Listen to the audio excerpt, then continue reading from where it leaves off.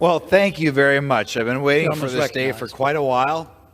Whenever I go back to my district, I talk to my staff back there, and again, we hear stories. They want something done with the VA. They want something done with the IRS. It can't get done. They're behind.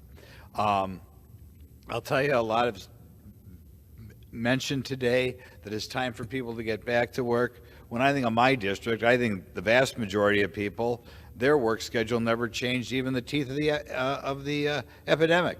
You know, obviously, Wisconsin have a lot of cheese factories in my district. Man, I'd go home every night, and there'd be people there at 11 o'clock at night, 12 o'clock at night, 2 in the morning. All of a sudden, we hear how horrible it is for federal employees to have to go in.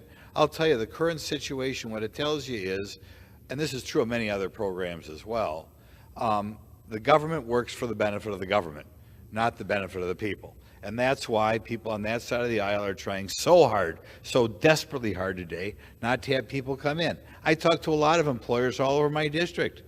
You know, there were times where they let a given number of their employees work from home, but they know it's not the same thing. And why in the world the government should be operating on a separate schedule, I don't know.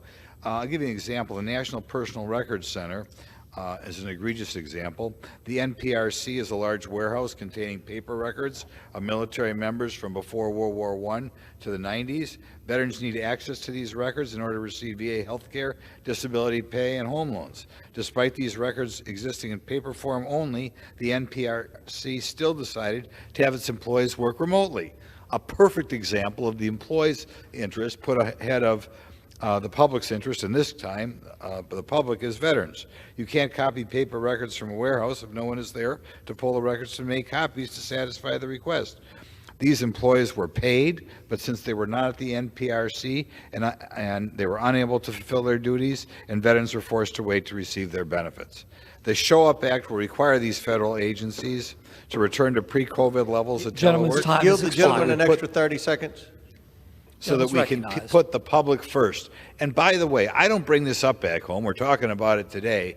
But I think it's such an insult to all the people back home, many of which, whole factories they never took any time off, to be told that they got to wait for the federal government because their people are, I mean, my goodness, still at home almost 3 years after this thing.